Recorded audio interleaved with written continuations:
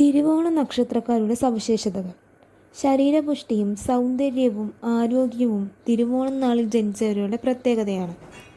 കുലീനമായ പെരുമാറ്റവും അടുക്കും ചിട്ടയുമുള്ള പ്രവർത്തന രീതിയും കൊണ്ട് എല്ലാവരുടെയും അഭിനന്ദനം നേടിയെടുക്കുവാൻ ഇവർക്ക് കഴിയും. നേതൃത്വം വഹിക്കാനുള്ള കഴിവും ആജ്ഞശക്തിയും ഉണ്ടാകും. പരിസരങ്ങൾ വൃത്തിയായി സൂക്ഷിക്കാനും ഭംഗിയായി വസ്ത്രധാരണം നടത്തുവാനും പ്രത്യേകം ശ്രദ്ധിക്കും.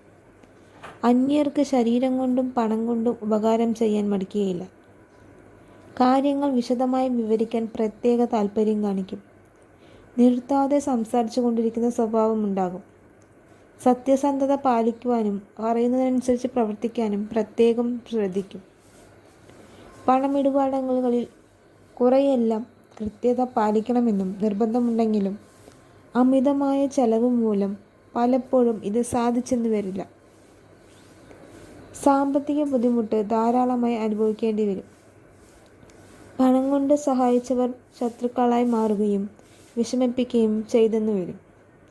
കൂട്ടുപ്രവർത്തകരുടെ സഹകരണക്കുറവ് മൂലം ബുദ്ധിമുട്ടുകൾക്കും ഇടയുണ്ടാകും. ജീവിതത്തിൽ ഒന്നിടവിട്ട് ഉയർച്ച താഴ്ചകൾ ഉണ്ടായിക്കൊണ്ടിരിക്കും. യാദൃശ്ചികമായി സംഭവങ്ങളായിരിക്കും മിക്കപ്പോഴും ഈ ഉയർച്ച താഴ്ചയ്ക്ക് കാരണമാകുന്നത്. പൊതുവെ പറഞ്ഞാൽ വലിയ ഉയർച്ചകളും അതുപോലെ തന്നെ കടുത്ത അധപതനങ്ങളും നിറഞ്ഞതായിരിക്കും ഈ നാളിൽ ജനിച്ച മിക്കവരുടെയും ജീവിതം. ഉന്നത വിദ്യാഭ്യാസം നേടാൻ യോഗമുണ്ട്. എല്ലാ കാര്യങ്ങളെപ്പറ്റിയും സാമാന്യ അറിവ് നേടാൻ പ്രത്യേകം ശ്രദ്ധിക്കും. പല പ്രവർത്തനങ്ങളിലും മാറി മാറി ഏർപ്പെടും. ഇവയിൽ പലതിലും വിജയം നേടുമെങ്കിലും ചിലതിൽ പരാജയം അഭിമുഖീകരിക്കേണ്ടി വരും. ആരെയും ആശ്രയിച്ചു കഴിയാൻ ഇഷ്ടപ്പെടുകയില്ല. കുടുംബത്തിൻ്റെയും ബന്ധുക്കുടുംബങ്ങളുടെയും ഉത്തരവാദിത്തങ്ങൾ ഏറ്റെടുക്കേണ്ടതായി വരും. ഇതുമൂലം സാമ്പത്തിക ക്ലേശങ്ങൾ എപ്പോഴും ഉണ്ടായിക്കൊണ്ടിരിക്കും. ആർക്കും ഉപദ്രവം ചെയ്യാൻ ആഗ്രഹിക്കുന്നില്ല.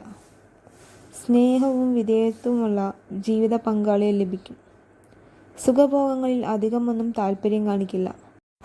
ജീവിതത്തിൽ എല്ലാത്തിനും കാലതാമസം അനുഭവപ്പെടുക തിരുവോണ നാളിൽ ജനിച്ചവരുടെ പ്രത്യേകതയാണ്. വിവാഹം, സന്താന ലാഭം തുടങ്ങിയവ പോലും താമസിച്ച് സംഭവിക്കാനാണ് കൂടുതൽ സാധ്യത.